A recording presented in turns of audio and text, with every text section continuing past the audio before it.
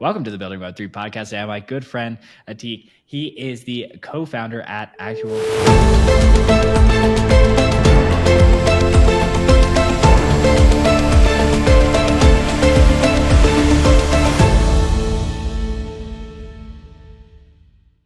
Quick disclaimer, we app only for informational purposes, and any views expressed by anyone on the show are solely our opinions and not financial advice. Jax and our guests may hold positions in the companies, funds, or projects discussed. Please do your own research. And before we get too deep into your background, I'd love for you just to take 1 to 2 minutes and really just break down, like, what is your project doing for people that have never heard of it? Yeah, certainly. Thanks so much for having me on, Jax. So the high level is Actual is the easiest way to pay or get paid from an invoice perspective globally. And we do that on stablecoin rails, but also are introducing more local currency support as well. And the real big kind of vision for Actual is to allow businesses to more easily transact, more borderlessly, if you like to say that, and being able to meet sort of the growing needs and preferences of businesses across these transactions. So whether you're a business in Nigeria that wants to receive USDT or a business in the United States that wants to pay in dollars, we want to be able to make that work for both of you and make that work same day and cheaply as well. Now, one of the big things that I found, especially living abroad myself, or longtime listeners will know I live here in Colombia. Please don't kill me. Don't text me. Is that it's very difficult to pay people across borders. But for people living in the United States, they often don't understand kind of the difficulties that people experience when they're trying to send money abroad. Could you just kind of enumerate or walk through some of the existing difficulties as you see it with transferring money across border? Yeah, certainly. It's very complex, right? I mean, I think when you think about kind of B2B transactions from a US perspective, ACH and wire tends to get the job done pretty well. Obviously you have banks like Mercury who kind of cover the costs, and so they're relatively cheap as well. And then on top of that, you have different kind of accounts payable and receivables solutions that help also streamline a lot of the process and workflow of bill payments. But the moment that need grows beyond the United States, it starts to get really, really tricky. And we've already started to see this in places where the stablecoin adoption is growing relatively quickly, especially in developing countries with hyperinflated currencies. Turning to stablecoins because of the difficulty of getting paid. If you're in Nigeria and you're a virtual assistant or designer, freelancer of sorts, or even an exporter of goods like charcoal, for example, that we work with, it's pretty difficult to get that naira to that person, and so they're often trying to find different ways to get paid. And so I think that prior to stables, right, it was sort of this idea of the virtual dollar account that really kind of caught fire. A lot of platforms will offer this as a solution as well, which is great. And oftentimes, it's sort of like one person has to find a way to make the other person's life a little bit easier. And yeah, there just tends to be a lot of problems there if you don't have that ability. Obviously you have Swift, which has the standard pretty high cost, and then the black box of FX when you're often making these payments. And then sometimes when they land in these bank accounts in places with capital controls, you're not able to spend the money you've made. And so, yeah, I mean, it's a no-brainer for a lot of folks to turn to stable coins. And I think that we're really coming into a really interesting time in terms of, transacting and doing commerce more cross-border, and hopefully will really unlock a lot more revenue opportunities for businesses and freelancers in a lot of different parts of the world. Just one quick example, there's a business on our platform in Brazil, and we always see every month that they invoice a client in Kazakhstan. And it's like, could you imagine if they had to do this in, fiat rails? I don't even know how that would work. And so, it just makes a ton of sense. And it really unlocks a lot more kind of economic activity that once wasn't possible. Yeah, I remember we had Peter from USDC on here. We've had some other stablecoin providers, but USDC being the biggest one. And yeah, it's quite incredible to see the total adoption. You've seen probably Chamath, who would be probably one of the biggest examples, yapping on the All In podcast about like how much more efficient this is. So we've talked about the charcoal merchant, the people in import export in Brazil, and those are of course big businesses. But it's also, I believe, we're seeing like Tesla start to adopt some of these cross border payments. So talk to us about some of the big business use cases that you're also seeing as well. Yeah, for sure. I mean, one of the most famous examples, I think that they talked about this on the All In podcast as well, is SpaceX. So they're in Malawi, and kind of using stablecoins because it's a lot more difficult to then use the hyperinflated kwacha, and so then settling and paying their folks out there or getting paid in USDC.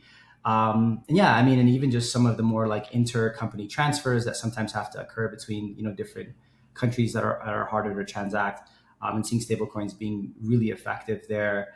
I guess there's kind of these three different flavors of payment flows, right?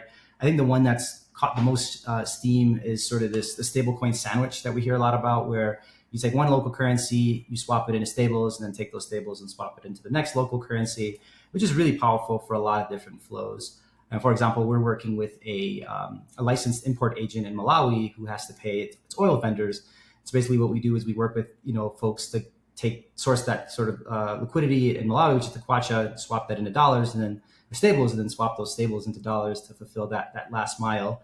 But I think what's more interesting, and especially what we see a lot more on our platform, is that on either side of a transaction, there's someone that either wants to pay or receive stables, for a number of reasons, right? I mean, probably the most crypto native example might be like the Ethereum Foundation, or I don't know, Solana Foundation, or name the large crypto company with probably in excess of a USDC treasury.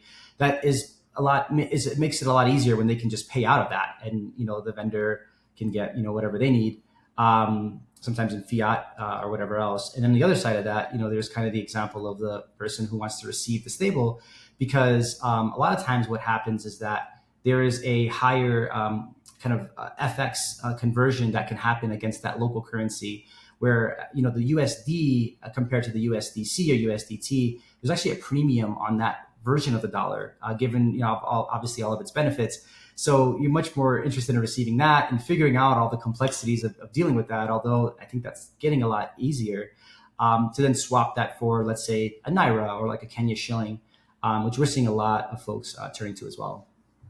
Yeah, absolutely. For me, like for prospective people, like I don't have a Colombian bank account, and it is actually quite a hassle to get one. So I pay my rent pretty much in USDT, and like a lot of my friends, and this is another thing people will realize, is they might think like, oh, like doesn't everyone have Venmo? Well, when you go internationally, you'll realize people have Wise, they have Venmo, they have all these different kinds of tools. So crypto just makes a lot of sense, even just for paying your friends for a particular meal. So we've kind of walked through the stablecoin use case and like why stablecoins are important. So talk to us a little bit about like what your platform specifically helps with, and kind of like the user journey that you see. Yeah, certainly. So the first kind of foundational element of our platform is what we call sort of process and workflow. And so this is all about being an accounts payable and receivables automation platform. That is, it's super easy to just pull out a wallet, type in a string of wallet address and send some USDC. But the reality is that's not how business works, nor do fiat payments in sort of a B2B context. And so we handle everything from being able to translate this information that's happening on chain and, associating the payment itself to an invoice, being able to, tie the vendor that you're actually paying in this sort of AP sense to a wallet address, screening that wallet address against OFAC sanctions list to make sure you're not paying anyone you shouldn't be, being able to associate this payment to different primitives within your ERP system. So, you obviously have your chart of accounts where if it's a payment to a vendor, it's like doing development work for you, that should go as a contractor expense. And so, all these things are very common in a traditional B2B transaction, especially when you have a finance team for fiat. But it's not as easy to do that in stablecoins. And so we really focus a lot on creating the process and workflow that is kind of critical for this to work on a much larger scale and prevent a lot of the problems that often happen when you don't, right? The duplicate payment, the overpayment, paying the wrong wallet address, so on and so forth. And then there's obviously all the other internal controls, like having multi-level approvals. I think that in crypto, we love this concept of the signature when it comes to the payment, and the multi-sigs are great for having, multiple people review a transaction and, say, okay, like I sign off on this, but really what are you signing off on? You see a wallet address, you see an amount, and you sign. But in reality, in a lot more of an AP context, you need to look at a lot of other things, right? You need to say, okay, well, if the amount's over $250,000, we need so-and-so to review the transaction. Or if it's a particular category of expense, we should have the marketing lead review it. Or is there an invoice or a purchase order to match against this payment that we're making? And so all that context lives within Actual to be able to make that flow a bit more official, if you'd like to say. And then everything from sort of the AR perspective is sort of the reverse of that, right? So being able to send out those invoices, track the payment. A lot of times you see this thing on Telegram. It's like, here's the transaction hash. I paid that invoice, right? And we basically try to prevent that problem. Like the moment you make a payment from our invoice payment link, you as the sender will get a receipt that has the on-chain transaction hash linked on the invoice receipt. As the person that was getting paid, you'll get notified that, Jax has paid the invoice, and it syncs into your accounting system as a paid invoice now, and so on and so forth. And so that's kind of everything revolving around that. And the next thing that we're obviously really needing to focus on is the stablecoin consensus problem, right? So Jax mentioned that he pays in USDT. So I'd imagine that you are probably more likely to want to get paid in USDT if you were invoicing a client. But here in the States, it's a lot easier for us to get USDC. And so if I was going to send you an invoice, you may want USDT and I may want to pay with USDC. And so that's the other thing that we're really focused on now is what we call the flexibility and preferences within these payments themselves, and being able to enable it so that folks can receive and pay how they want. And that being the big unlock that we're really, really excited about from both the stablecoin to stablecoin and sort of a fiat to stablecoin perspective as well. And then how would that work? Would you guys maintain your own kind of like liquidity pool? You'd be like, okay, Jax wants USDT, but they're paying in USDC, so we do like a quick swap on their behalf. Like, I guess relatively not particularly difficult to do, but you have to make sure that there's enough liquidity in that pool. Yeah, for sure. No, it's a great question. So, the high level is that we have a network of partners that we work with to enable a lot more of this interoperability or orchestration. And so what happens is that, Jax would come in and make his invoice. But while he's doing that, he specifies how he would like to receive payment. So you would just say, I want to get USDT on Tron or Ethereum. And then we say, great, let's make this a flexible payment option. And so what we'll do in the background is generate a bunch of these. They're almost like pass-through accounts. So you don't necessarily have to maintain these wallets or hold them. But what they really do is sort of exist as a way for the client to be able to pay. And so they'll be able to pick USDC on base or euros or dollars or GBP or whatever else. And all of these are basically kind of attached to that core method that you want to receive. So the moment I send out that USDC on base payment, it just gets auto converted and sent to you in USDT, and that's kind of possible through the orchestration products that we kind of leverage to make that all happen. But what happens in the end is you just get paid same day, the way you want. And we love that. Okay, so we've talked about like kind of accounts receivable, accounts payable, kind of the general life cycle. Let's talk about like paying contractors. Is this something like similar? I would use something like Mercury where I'd be like, you know what, I think makes this amount, Jax makes this amount, and it completely gets set up in like automatically on the 1st and 15th. It just goes out. Like, talk to us a little bit about how that works. Yeah, for sure. Well, we've designed a system to kind of work in a handful of ways, right? So if it's sort of a prefixed amount that you're sending to a subset of contractors every month, you can set those up as recurring bills in the system on the 1st and the 15th. So what happens is that they'll just get added in, and then, you want to make the payment in crypto, you can actually batch pay those either from a hot wallet or a multi-sig, and then all of your clients can get paid. The other really neat thing is that if the clients prefer to receive fiat, they'll be able to do that as well. Or if they prefer to receive a stable on another chain or whatever else, we can meet those preferences as well without any additional work to you. We're having to maintain, cash reserve or stable reserve on any other, asset or network or wallet that maybe don't want to hold. And yeah, it just is sort of kind of a plug and play from there. The other thing is that we can also make it so that folks can request payment from you. And so this is a really popular feature that we have, is sort of like an invoice intake system of sorts, where you can send that link to the vendor. Actually, we're putting on an event for Denver. And, right now we're like kind of going through the process of splitting costs. And so I just sent our invoice link. And basically the moment that, event coordinator wants to get the payment from us, they'll just put in their details, they click next, and it actually loads into the system for us to then be able to process that payment automatically. So that's another approach that we see teams take as well when the amounts are not as static. Yeah, it almost seems like to me, maybe that this could be the wrong equivalent, but you can correct me if I'm wrong here. It's like kind of like a QuickBooks specifically towards like crypto vendors and people that end up using stables. And then it seemed like you guys also potentially, I could be wrong on this, seem to help with the offboarding, or is it pretty much just the collection of stable coins, the conversion, that kind of mechanism? Yeah, well, I think that, the way we like to think about it is that the offboarding is kind of built into the workflow itself. So if you are a business that wants to receive dollars while the clients pay and, whatever else, we just enable that so that you always receive the thing that you ultimately want. If that makes sense. Yeah, no, that makes complete sense. And talk to us a little bit about like what's what stage you guys currently at? Because I'm surprised I've been doing this podcast for so long. And guys, for someone running a crypto business like myself, and many of their founders will understand this is a big problem. I'm literally going to have to be like, how do you solve this? Because like a lot of us are just using like multi-sigs and wallets, and we don't necessarily have a good timer. We might have something on our schedule that says like, hey, send payment to this particular contractor at this particular time. So where are you guys in like the development life cycle? What's your current state? Yeah, no, for sure. So we've been building this product for about almost 2 years now, and so I'd say that we spent the first kind of good chunk of that time really building out a lot of the process and workflow, creating this sort of universal AP and AR system, and now we're actually getting ready to ship something really cool, which is that flexible and sort of preference piece of the product. And yeah, I mean, we're a relatively small team. We're a team of six. We are choosing to stay very nimble and at the same time just really focus a lot on the kind of software experience. We never want to be kind of an operationally heavy business or maintain any of the licensing or Rails ourselves, but leverage all of the great work that many folks are doing to kind of create the sort of orchestration, liquidity, and et cetera, and just really tie that into the core AP AR product that we offer.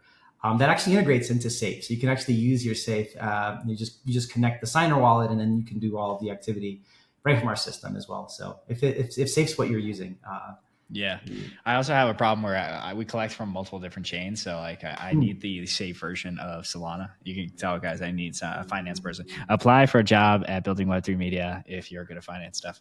I am a good yapper, not necessarily good at all of that kind of stuff. So finally, can you talk to us a little bit about like, did you guys end up bootstrapping this? Did you end up building it yourself? Like, did you take VC money?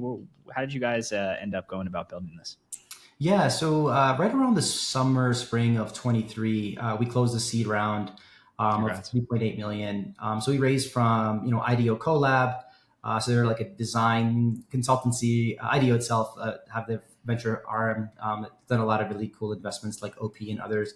And then Third Prime was the other lead investor. So Yellow Card is one of their big claim to fames. And we got some fun folks like Ryan Selkis who are also involved.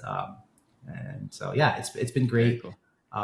Building this product. And I think stablecoins are really having their moment. I remember when we were fundraising, it was always this like thing of needing to convince investors almost that like stablecoins could be used in this context because they're always so wired kind of in the US orientation of that problem. And so I'm really glad that it's just become a lot more obvious the need of this, which makes talking to people about what we do a little easier.